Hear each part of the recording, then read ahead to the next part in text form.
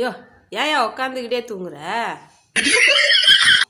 போய் உள்ளே போய் படியா, தூக்கம் வந்தா. சாப்பிட்டேனா அப்படியே கிருன்னு வச்சுட்டு பழைய அப்படியே உட்காந்துட்டான். தூக்கம் தாங்க முடியல.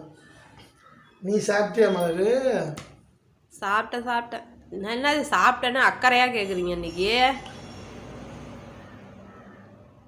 ஏன் இப்போ நான் கேட்டதே இல்லையா உன்னை? இதுக்கு ஒரு பழமொழி சொல்லுவாங்க, ஊராம்புள்ளைய ஊட்டி வளர்த்தா தான் புள்ள தானே வளரும்னு சொல்லுவாங்கங்க. அதுக்கு என்ன அர்த்தம்னு உனக்கு ஃபஸ்ட் தெரியுமா? எனக்கு தெரியாது. இதான் சொல்லுவாங்க, ஊராம்புள்ளைய ஊட்டி வளர்த்தா தான் புள்ள தானே வளரும்னு சொல்லுவாங்க. எனக்கு அதுதான் தெரியும். ஊராம்புள்ளையெல்லாம் ஊட்டி வளர்த்தா தான் புள்ள தானே பொசுக்குன்னு கிளம்பிடுமா, வளர்ந்துடுமா? ஏன் ஆண்டி, ஊராம்புள்ளையை ஊட்டி வளர்த்தால் தன் பிள்ளை தானே வளருங்கிற பழமொழி என்ன தெரியுமா? சொல்லுங்க. ஊராம்புள்ளைன்னா யாரு சொல்லுங்க, நீங்க தான் சொல்லணும், எனக்கு தெரியலையே. இப்போ தெரிஞ்ச மாதிரி சொல்கிறேன். ஊராம்புள்ளைங்கிறது நீ தான்.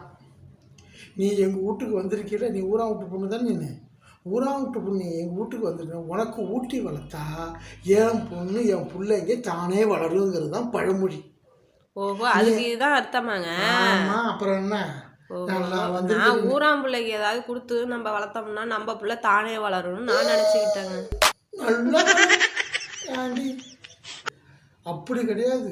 ஒன்றை வளர்த்தா என் பொண்ணு, ஊரா விட்டு பொண்ணு, நீ ஒன்றை வளர்த்தா என் பொண்ணு தானாக வளரும், என் பிள்ளைங்க தானாக வளரும். அதுதான் ஐதீகம்.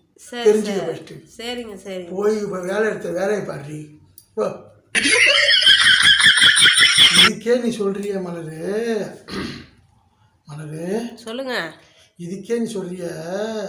இன்னும் ஒரு பழமொழி இருக்கு தெரியுமா? என்ன பழமொழிங்க?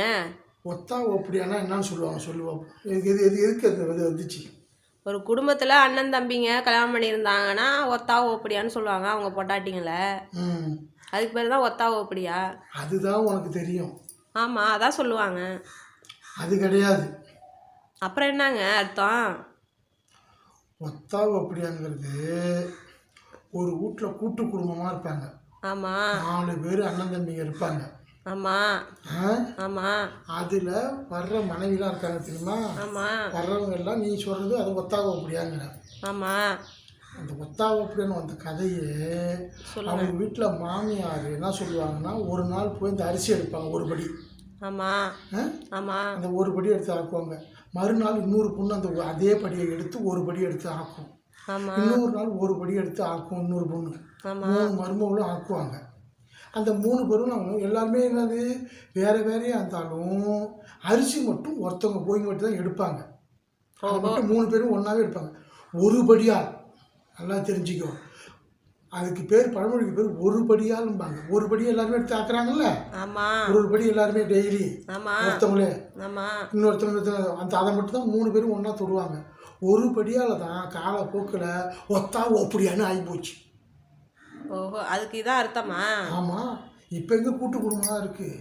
அப்போ கூட்டு குடும்பத்தில் எல்லாருமே போய் இந்த படி எடுத்து எல்லாருமே ஒரு படி எடுத்து ஆக்குவாங்க. அதுக்கு தான் ஒரு படியால். அந்த ஒரு படியால் தான் காலப்போக்கில் ஒத்தா ஓப்படியா வேற ஒன்றும் பழமொழி கிடையாது. சரியா, நீ பழமொழி சொன்னது போதும். இன்னைக்கு சவாரி போனீங்கல்ல, அந்த காசை எடுத்து கொடுங்க.